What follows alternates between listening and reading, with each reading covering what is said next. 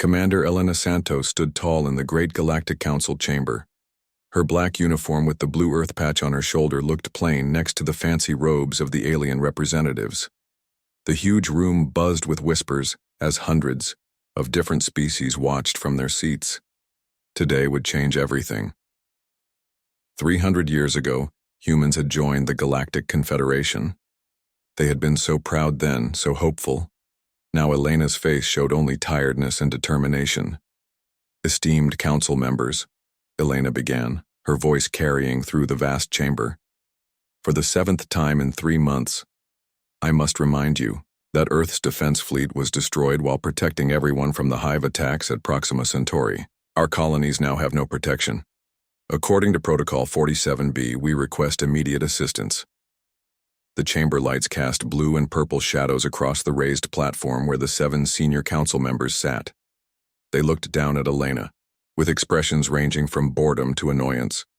The Valaxian representative, a tall creature with gray-green skin and 8 blinking eyes, flicked a tentacle dismissively. "Request denied. Again." His voice sounded like stones scraping together. "Human problems remain unimportant. The Confederation has bigger concerns." Elena bit her lip. Her people had died stopping the hive from entering the central systems. If the hive had broken through, they would have reached the Valaxian homeworld within weeks. Yet here was their representative, acting like humanity's sacrifice meant nothing. "May I remind the Council," Elena said, keeping her voice steady, "that Earth has contributed more than our fair share to Confederation efforts. Our scientists developed the improved shield technology that all your ships now use. Our soldiers have fought in 17 conflicts to protect Confederation interests." The Terulian chairperson, a short, round being with silvery skin, yawned openly. Yes, Commander. Your contributions are noted. Perhaps in a few years we can revisit your defense concerns." A few years.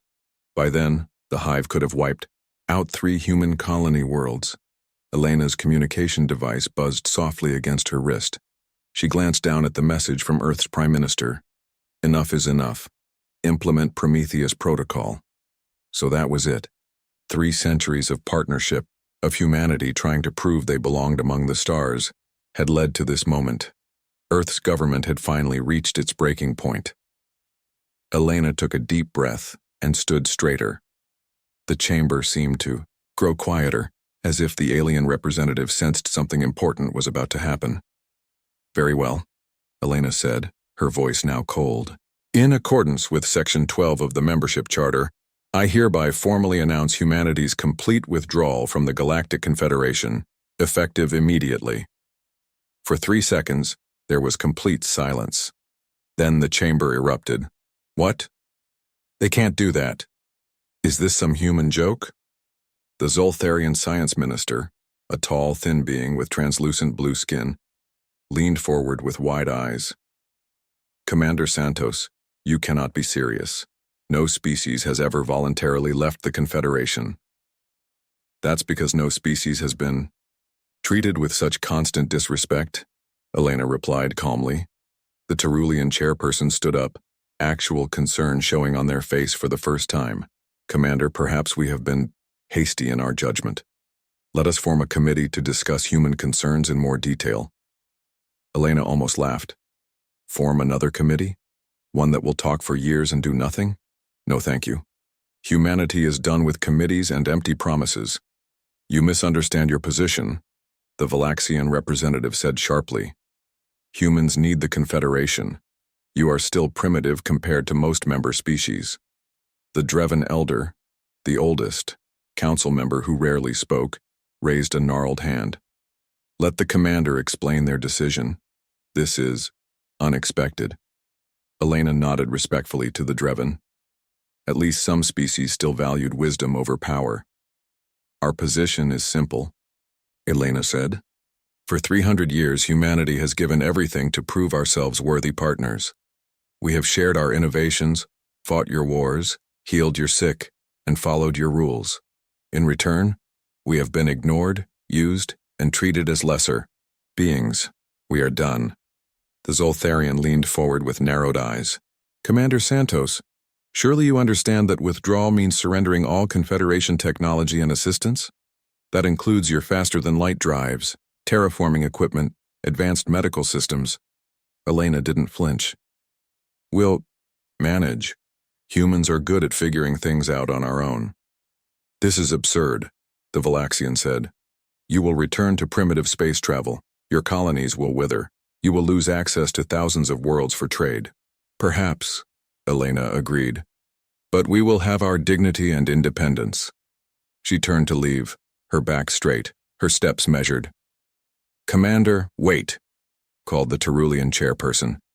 At least give us time to prepare for your withdrawal. Some systems depend on human cooperation for... You've had 300 years to learn to respect us, Elena interrupted. Time's up. All human personnel across Confederation space have already received orders to return home. The withdrawal begins now. Whispers raced through the chamber as Elena walked toward the exit. The great carved doors of the council chamber, made from rare wood from a dozen worlds, swung open ahead of her. Just before she stepped through, she heard the Dreven Elder's quiet voice. We have made a grave mistake, my friends. Elena allowed herself a small smile as the doors closed behind her. In the corridor, her assistant waited nervously. Is it done? He asked. Elena nodded. It's done. Send the signal to activate Phase 2. Do you think they'll come after us? He asked, hurrying to keep up as they walked toward their ship. Eventually, Elena said. But first they need to realize what they've lost. Her assistant looked confused. But we're the ones losing access to Confederation technology. Elena's smile grew wider. That's what they think. They've never bothered to truly understand humanity. That will be their biggest mistake. As they boarded their ship for the journey back to Earth, Elena looked out at the glittering Confederation capital one last time. The grand buildings and soaring towers were impressive, but they had been built on the backs of lesser species like humans. How long do you think it will take them? Her assistant asked as the ship's engines powered up. Elena watched the capital grow smaller as they rose into the atmosphere. To realize they need us? I'd give it 6 months, maybe less. She settled into her command chair as the ship broke orbit. And then? Her assistant asked. And then, Elena said with confidence, we changed the rules of the game. 6 months had passed since humanity's dramatic exit from the Galactic Confederation. At first, many alien species had laughed. Humans were just being emotional, they said. They would come crawling back soon enough, begging to rejoin.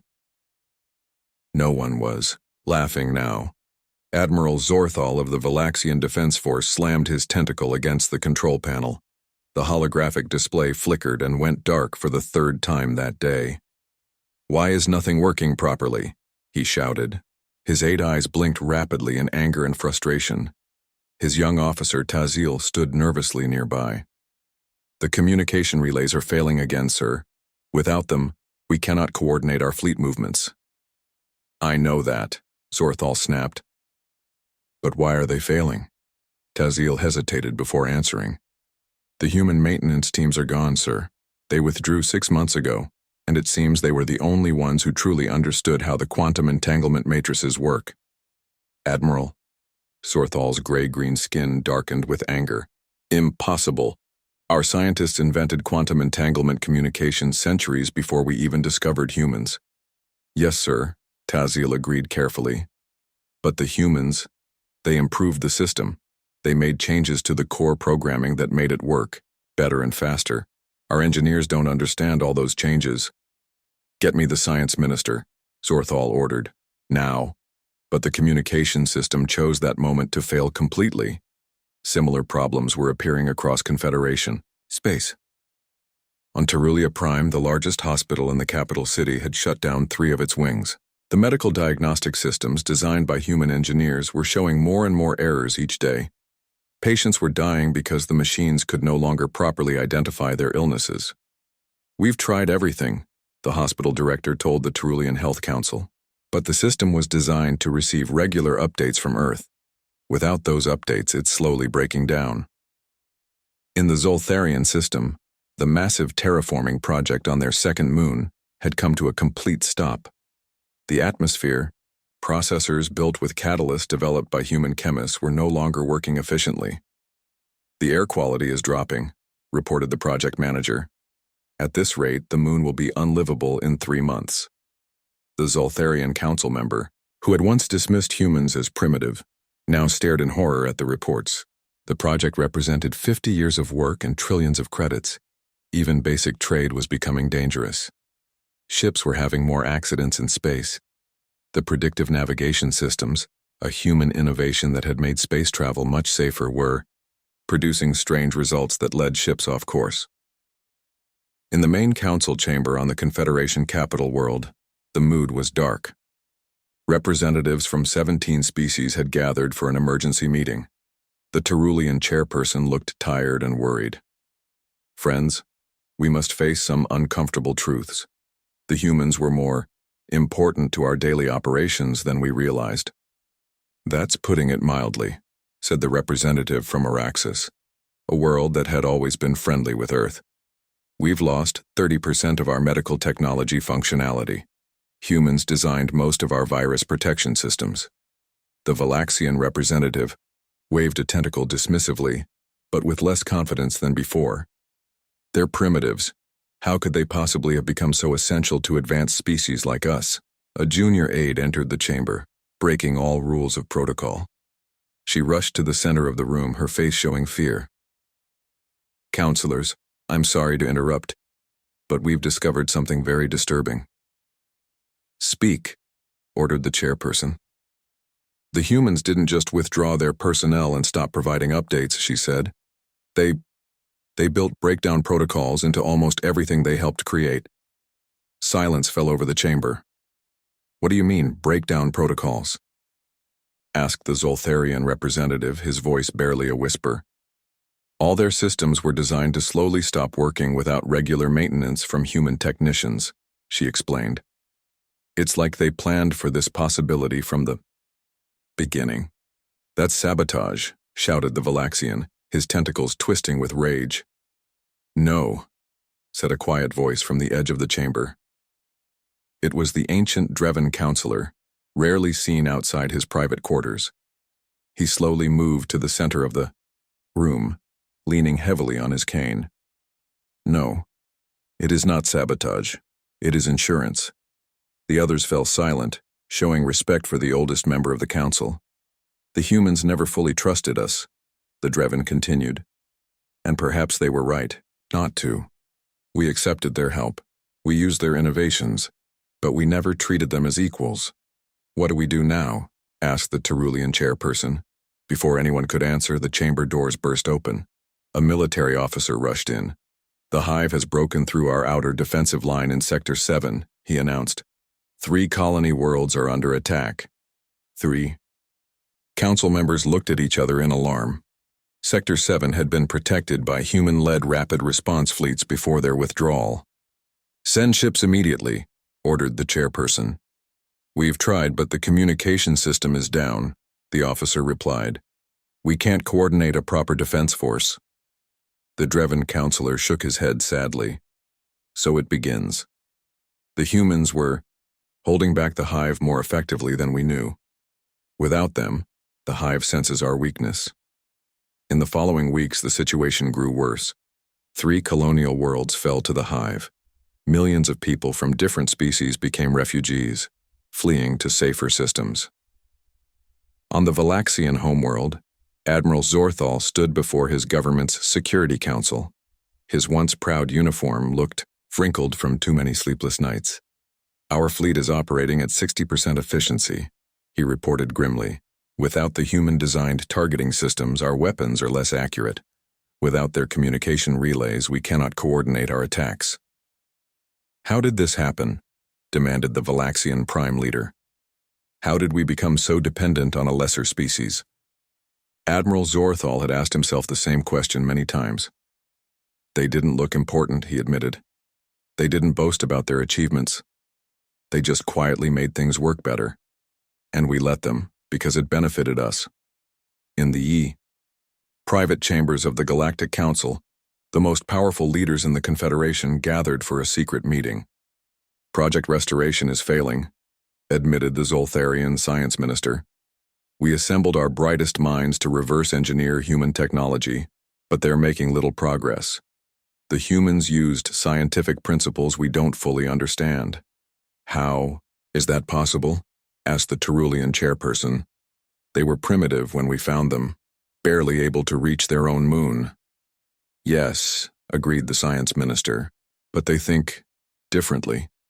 They make connections we would never consider, and they worked hard, much harder than we realized. The Valaxian representative, who had once been humanity's strongest critic, looked defeated. We must face reality. We need the humans. Then we must find them, said the Dreven counselor, and we must ask them to return. Ask?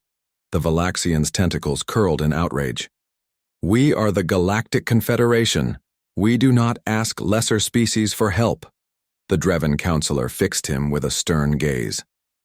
That attitude is why we face this crisis. If we want humans back, we will have to ask, perhaps even plead. As the meeting continued late into the night, reports arrived of more hive attacks on the outer systems. Time was running out for the once mighty Confederation. Very well, the Terulian chairperson finally said. Prepare a diplomatic vessel. We will send our most skilled negotiators to Earth. And what will they offer the humans? Asked the Dreven. The chairperson sighed heavily. Whatever it takes to bring them back. The diplomatic vessel Reconciliation moved slowly through the outer reaches of the Sol system. It was the finest ship the Confederation could send, with its sleek silver hull and advanced stealth systems. On the bridge, the diplomatic team watched, nervously as they approached Earth's space. Ambassador Loran of the Terulians smoothed his formal robes. As the head of the mission, he felt the weight of the entire Confederation on his shoulders. What do we expect to find? Asked his aide. Struggling civilization, Loran replied confidently. Without Confederation technology and trade, the humans must be desperate by now. They'll be eager for our offer. The Zoltharian science attaché nodded in agreement. Their colonies must be in crisis without our terraforming support. Their economy has surely collapsed without access to interstellar trade routes. The Valaxian security officer made a dismissive gesture with his tentacle. They'll be begging to return. We just need to make them feel like they're getting a good deal. The ship passed the orbit of Mars, and the sensor officer suddenly sat up straight. Ambassador, I'm detecting a lot of activity ahead, she reported, her voice surprised. Far more than our intelligence suggested. As they moved closer to Earth, the bridge crew fell silent in shock. Earth's orbit was bustling with activity. Dozens of space stations circled the planet. Ships of various sizes moved efficiently between them. There were construction projects everywhere, with teams of workers building new structures. And there, at the L5 point between Earth and its moon, was something truly unexpected. A massive installation of some kind. It was huge, at least 20 kilometers long, with strange energy readings that the ship's sensors couldn't properly analyze. What is that? Whispered the Zoltharian, pointing at the massive structure. Before anyone could guess, the communications officer spoke up. We're being hailed from Earth Control. A moment later, a human face appeared on the main screen. It was Commander Elena Santos, the same woman who had announced humanity's withdrawal from the Confederation. She wore a new uniform now, with different insignia on the collar. Confederation Vessel Reconciliation, this is Earth Space Control, she said calmly. State your business in our system. Ambassador Loran stepped forward, trying to hide his surprise. Commander, or should I say Director Santos, we come seeking dialogue with Earth's government. Interesting timing, Elena replied, her expression neutral. It's been exactly 7 months since we left the Confederation. 7 months of complete silence from your leaders. Yes, well. The ambassador struggled to maintain his diplomatic poise. We have faced some challenges recently. We believe it would be beneficial to discuss renewed cooperation between our peoples. Elena studied them for a long moment. Very well. You are granted permission to dock at Harmony Station.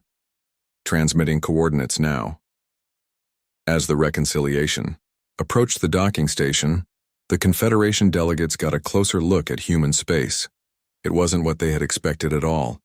New ships with unfamiliar designs moved quickly through the system. Workers in spacesuits swarmed over construction projects. Everything looked organized, efficient, and most surprisingly, advanced. "How is this possible?" muttered the Zoltharian scientist. "They shouldn't have been able to maintain this level of technology without our help, let alone improve it." When they docked at Harmony Station, more surprises awaited. The station was larger and more impressive than any human facility they had seen before. The artificial gravity was perfect. The air filtration systems were silent but effective. A human delegation met them at the docking bay. Elena Santos stood at the front, flanked by other officials in similar uniforms. "Welcome to Harmony Station," she said. "If you'll follow me, we can speak in the conference room." As they walked through the station corridors, the Confederation delegates tried not to show their amazement. Humans moved with purpose and confidence. The technology around them was clearly functioning perfectly. Better than perfect, actually. Everything seemed more advanced than what they remembered from human facilities in Confederation space. "Your station is impressive," Ambassador Lauren said carefully. "Thank you," Elena replied. "We've made some improvements since leaving the Confederation." The Zoltharian couldn't contain his scientific curiosity. "But how? Without Confederation resources and knowledge?" Elena gave him a small smile. "Did you really think we embedded breakdown protocols in your systems without creating our own backups and alternatives? Humanity has been preparing for independence for generations." The conference room had large windows that looked out at Earth below. The blue planet looked peaceful from orbit. "I'll be direct, Director Santos," said Ambassador Lauren once they were seated. "The Confederation faces serious challenges. Some of our systems are not functioning as well as they once did." "Yes, we know," Elena said. "The hive has broken through your defenses in 3 sectors. Your communication systems are failing, your medical technology is degrading, and your scientists can't fix any of it." The Valaxian security officer's tentacles twitched in surprise. "How do you know this?" Elena shrugged. "We still have friends in Confederation space. Not all species treated us poorly. We've come to discuss terms for humanity's return to the Confederation," Ambassador Lauren said, trying to regain control of the conversation. "I see," Elena replied calmly. "And what makes you think we want to return?" The Zoltharian gestured toward the window. "This is impressive, certainly, but you cannot maintain this indefinitely, without access to Confederation markets and resources. We've already established independent trade agreements with 14 non-Confederation species," Elena interrupted. "Our economy is growing, not shrinking. But your colonies," the ambassador began, "are safer now than they were under Confederation protection," Elena finished for him. "We've built our own defense fleet. The hive attacked one of our outer colonies last month. They won't make that mistake again." The Confederation delegates exchanged worried glances. "What about the structure at L5? Asked the Zoltharian, unable to contain his curiosity. "Our new FTL drive testing facility," Elena answered. "The drives we're developing are 60% faster than Confederation standards." Ambassador Lauren tried to hide his shock. Faster FTL drives had been a goal of Confederation scientists for centuries. "Director Santos," he said, his voice more respectful now, "the Galactic Council has authorized me to offer humanity new terms for rejoining the Confederation, more favorable terms." "Such as?" Elena asked. "A seat on the Minor Species Advisory Board," the ambassador offered. "Priority response to defense requests. Better trade terms." Elena laughed. It was not a happy sound. "Ambassador, you still don't understand. We didn't leave the Confederation because we wanted better terms. We left because we were tired of being treated as lesser beings by species who took our help without offering respect in return." She stood up and walked to the window, looking out at Earth. "In the 7 months since we left, humanity has progressed. More than in the previous 50 years under Confederation restrictions, she said quietly. We've developed technologies your scientists would find disturbing. We've built alliances with species the Confederation has ignored. She turned back to face them. We don't need the Confederation anymore. The question is, does the Confederation need us? Ambassador Luran swallowed hard. His mission suddenly seemed much more difficult than he had anticipated. The Council has authorized me to negotiate, he said carefully. What would it take for humanity to consider helping the Confederation in its current difficulties? Elena's expression revealed nothing. I'll need to consult with Earth's government, but I can tell you now that any agreement would require fundamental changes in how the Confederation operates and how it treats lesser species.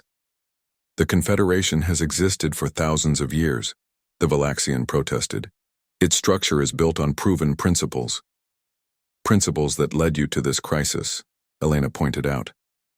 Perhaps it's time for new principles. After the meeting, the Confederation delegates returned to their ship to report back to the Council. The mood was somber. They're not desperate at all, the Zoltharian said in disbelief. They're thriving without us. Ambassador Luran nodded grimly. And now we must decide how much the Confederation is willing to change to gain their help. As the Reconciliation prepared to transmit their report back to the Council, they watched the busy activity of Earth's orbit through their viewports. We underestimated them, the ambassador said quietly.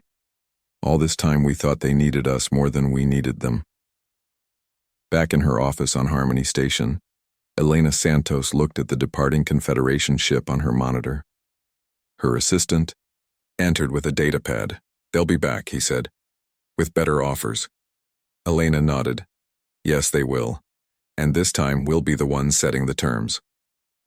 The Great Galactic Council chamber, once a place of studied indifference toward human representatives, was now filled with tension.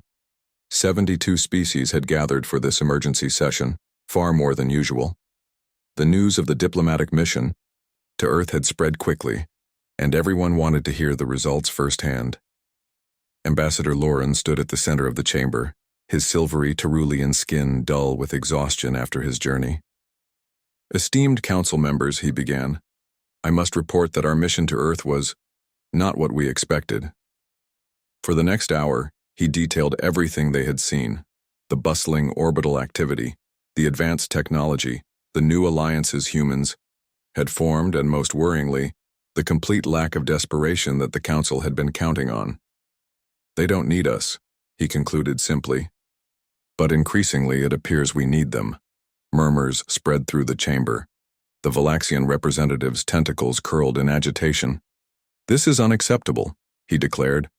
One minor species cannot hold the Confederation hostage. We existed for thousands of years before discovering humans, and we will continue without them. The Zoltharian science minister, who had been part of the diplomatic mission, shook his head. With respect, that is no longer certain. The hive advances daily. Our systems continue to fail. The humans have created technologies that we cannot replicate. The Terulian chairperson raised her hands for silence. What do the humans want in exchange for their assistance? They have agreed to send a representative to present their terms, Ambassador Luran replied. Director Santos will arrive tomorrow. The next day, the council chamber was even more crowded. Everyone wanted to see the human who had helped orchestrate the greatest challenge to Confederation authority in living memory. Elena Santos walked into the chamber alone, wearing a simple black uniform with Earth's new insignia, a blue planet, surrounded by stars. She looked neither intimidated nor impressed by the Grand Assembly. Director Santos, the Terulian chairperson, greeted her with forced politeness. The Council welcomes you and is eager to hear humanity's suggestions for renewed cooperation. Elena nodded. Thank you, Chairperson. I'll be direct. Humanity is prepared to help the Confederation address its current crises, but we have conditions. She activated a small device on her wrist, and a holographic display appeared in the center of the chamber listing humanity's terms.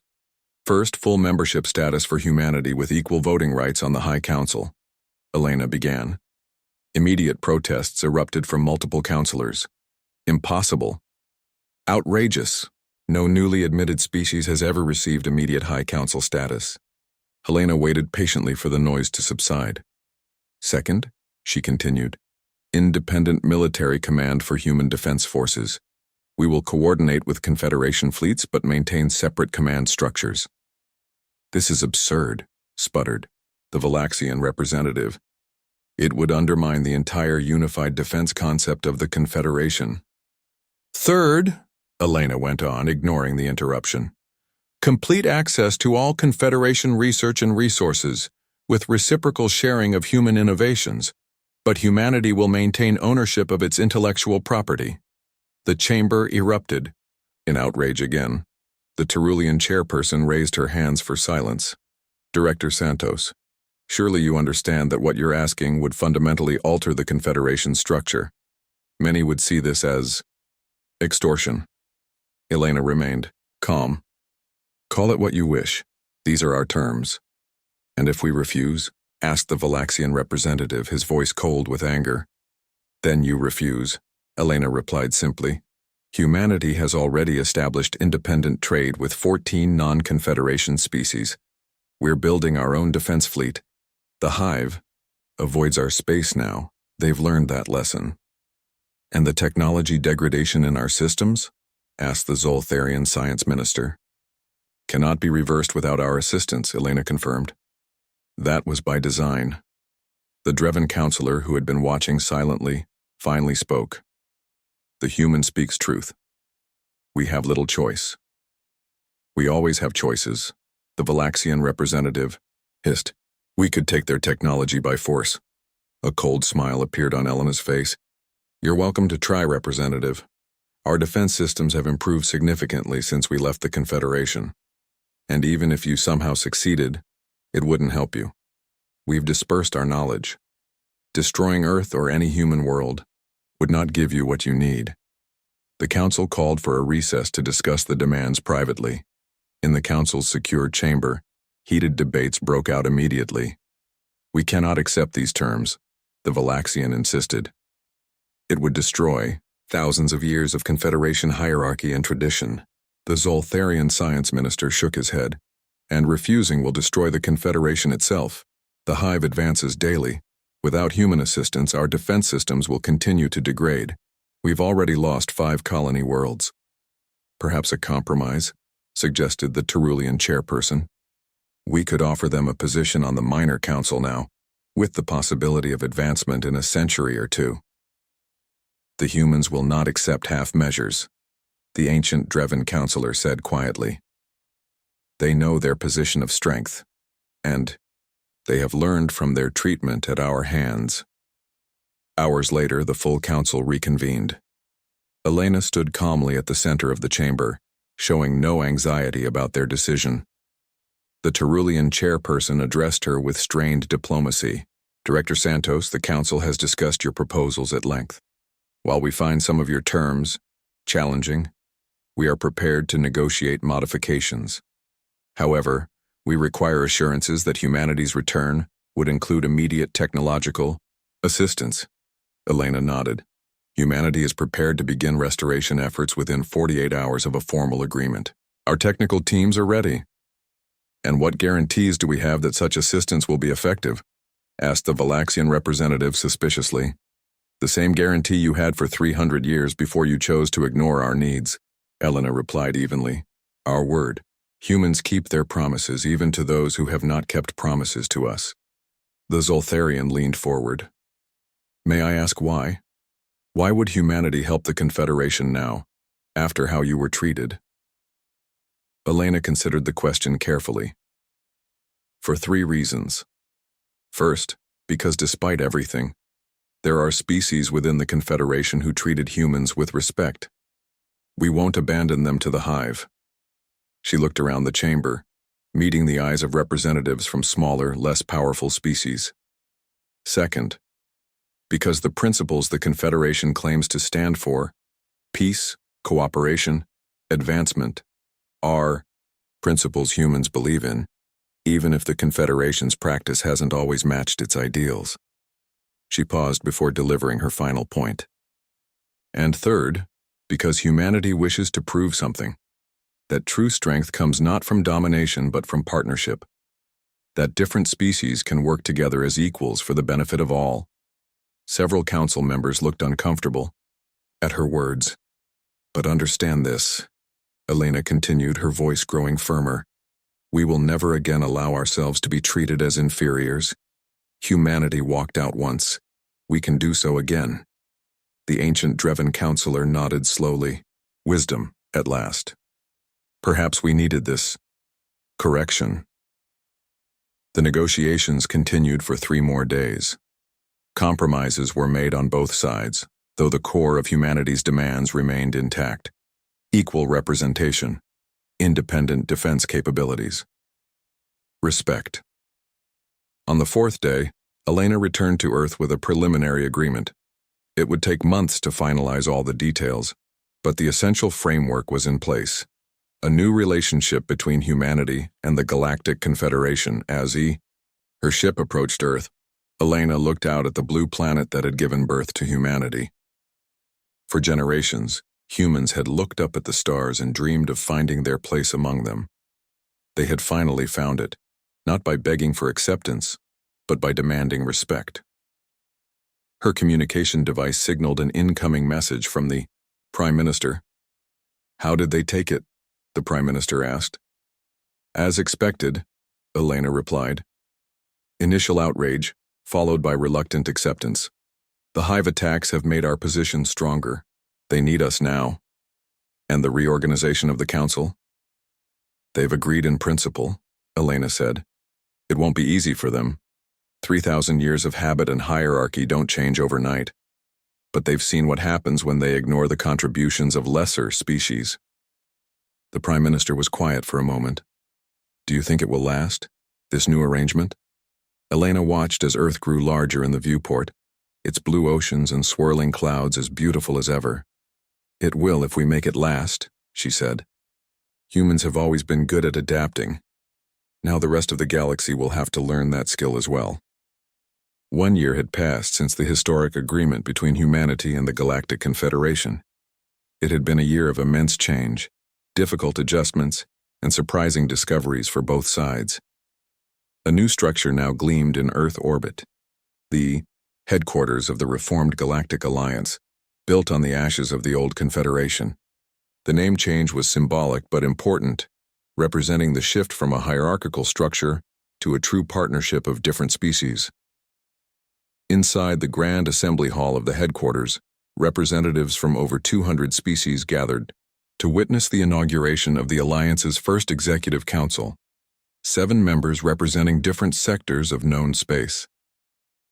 Elena Santos, now with a few gray streaks in her dark hair but standing just as tall as ever, took her place as humanity's representative. For the first time in galactic history, humans held equal standing with the oldest species in known space. The ancient Dreven counselor, serving his final term before retirement, addressed the assembly. Friends, allies, fellow travelers among the stars, he began, his voice thin but clear.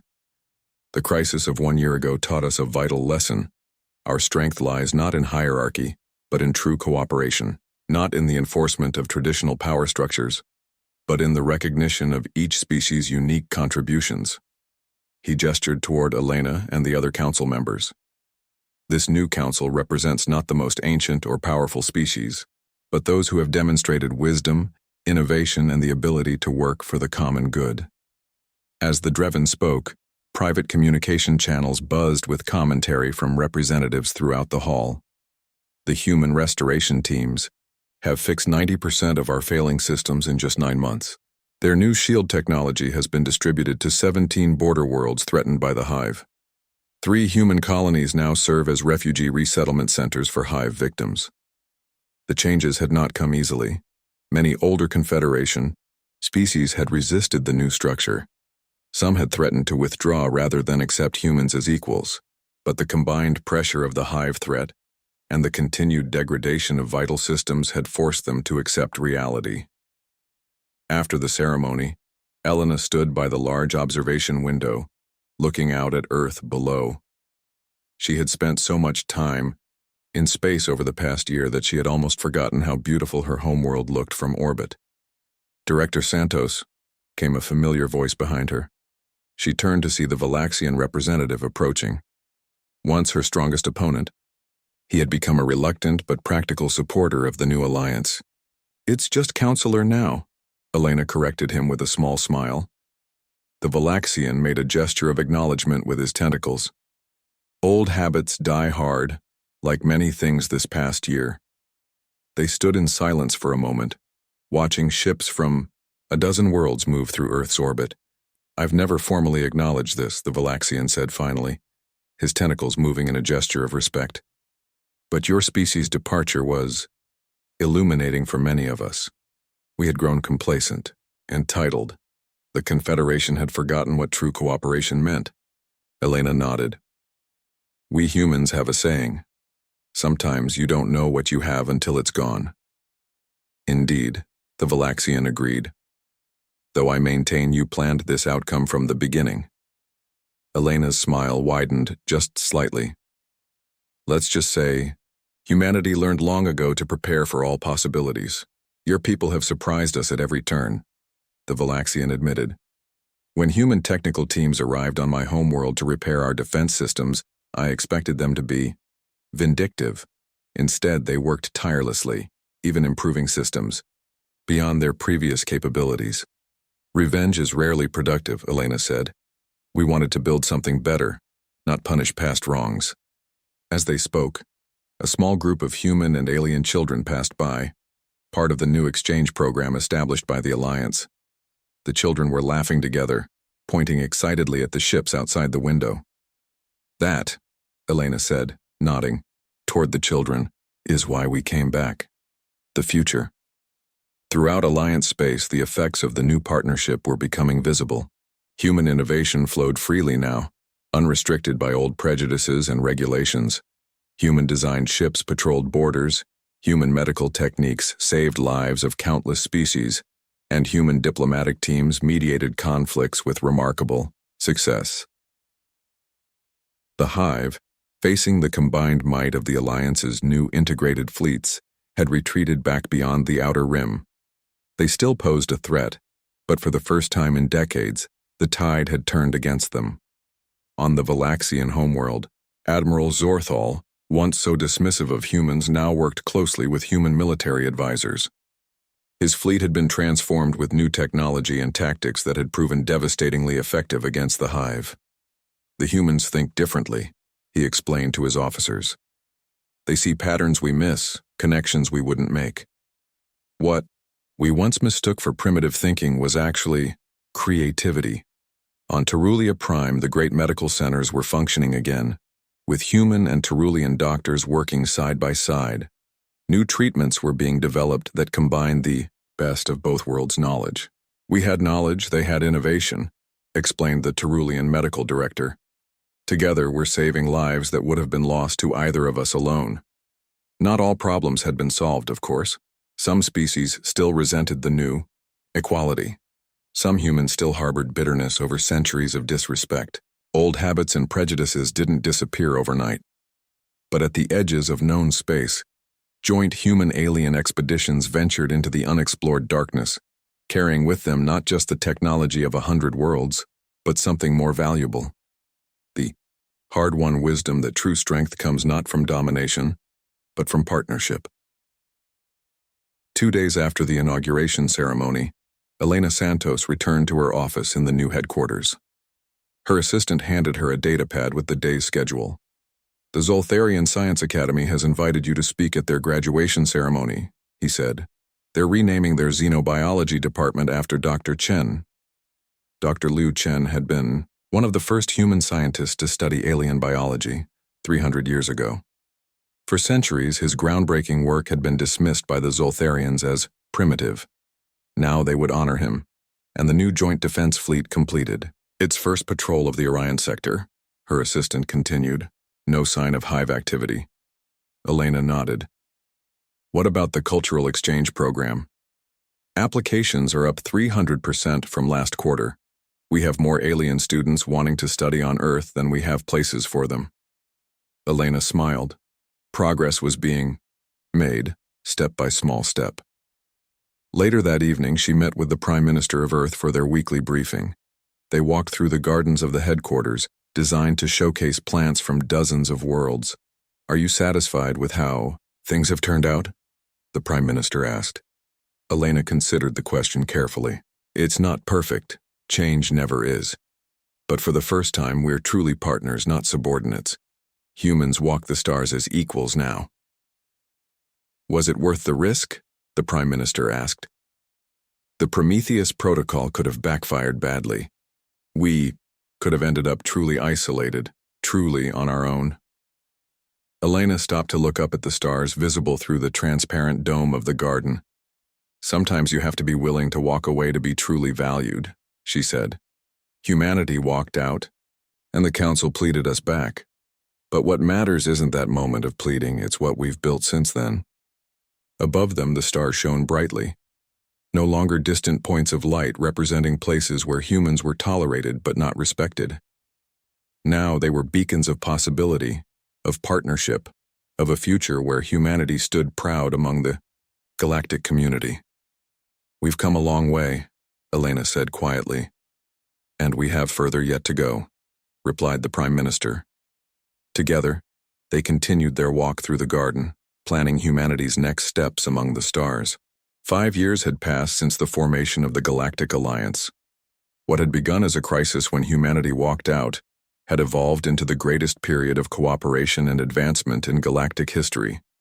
Elena Santos stood on the observation deck of the Alliance flagship Unity, watching as the massive vessel approached the outer edge of known space. At 52, her hair now had more gray than black, but her eyes remained as sharp and determined as ever. "Counselor Santos," called a young officer hurrying across the deck. "The rest of the council is gathering for the briefing." Elena nodded and followed him through the corridors of the enormous ship. The Unity represented everything the Alliance stood for. It had been designed by engineers from 17 species, built in orbital shipyards around 3 different worlds, and was crewed by members of over 40 species working together. In the command center, the other 6 members of the Executive Council waited around a large holographic display. The Valaxian counselor, once humanity's fiercest critic, nodded respectfully as Elena entered. "We were just reviewing the deep space probe data," he said, his tentacles moving with excitement. "It's unlike anything we've ever encountered." The holographic display showed a massive structure floating in the emptiness of intergalactic space, far beyond the borders of Alliance territory. It was clearly artificial, a vast lattice of unknown material spanning thousands of kilometers. "Is our good a weapon?" asked the Terulian counselor nervously. The Zoltharian science minister shook her head. "We don't believe so. Energy readings suggest it's some kind of doorway, a gateway between galaxies." "The Ancients," whispered the Dreven Jr. counselor, who had replaced the retired elder. "It must be their work." For centuries, rumors had circulated about the Ancients, a mysterious species said to have explored the galaxy millions of years ago before disappearing. Until now, only fragments of their technology had ever been found. "Whatever it is," said Elena, "it's activated recently. That's why our deep space probes detected it. And we're not the only ones who noticed," added the Valaxian grimly, changing the display to show another image, dozens of hive ships gathering near the structure.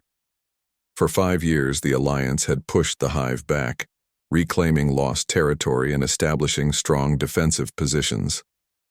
But the hive had never been defeated completely. They had simply retreated, regrouped, and apparently found something potentially game-changing. If the hive gained control of ancient technology that powerful, the Terulian counselor didn't need to finish the thought. Everyone understood the danger. "That's why we've assembled the largest fleet in galactic history," said Elena.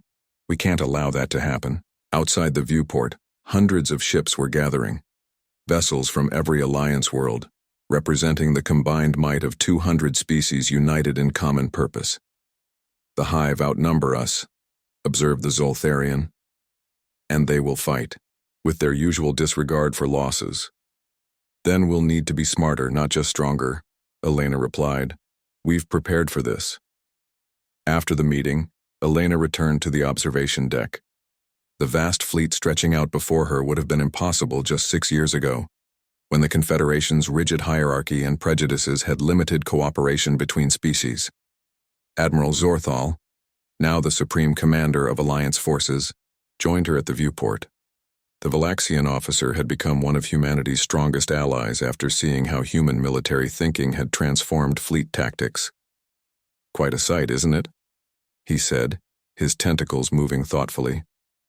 "The greatest gathering of ships in recorded history, and our best hope for facing what's ahead," Elena replied. "I've been studying the battle plans developed by your tacticians," Zorthal said. "Once again, humans see patterns the rest of us miss. Your species thinks differently." Elena smiled. "What you once saw as primitive thinking?" "A grave error in judgment," the Admiral admitted. "One that nearly cost us everything." A young human officer approached and saluted. "Counselor, Admiral, we've detected movement from the Hive fleet. They're advancing toward the ancient structure." "Then we have no more time," said Zorthal. "We must intercept them before they reach it." The next hours were a blur of activity as the massive Alliance fleet moved into position. Elena returned to the command center, where the Executive Council gathered to observe the coming battle. "All ships report ready," announced the fleet communications officer. "Formation complete." Admiral Zorthal stood before the tactical display, his normally calm demeanor replaced by focused intensity. "The Hive has never faced a truly united galaxy before. Today they will learn what that means." The battle began suddenly, with Hive ships swarming toward the Alliance formation. On the tactical display, thousands of red markers converged on the blue symbols representing Alliance vessels. "They're using their traditional overwhelming force approach," observed the Zoltharian. "They never learn." "They've never needed to," replied Elena.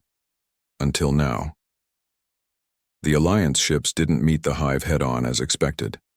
Instead, they executed a complex series of maneuvers, breaking into smaller groups that the Hive couldn't easily overwhelm.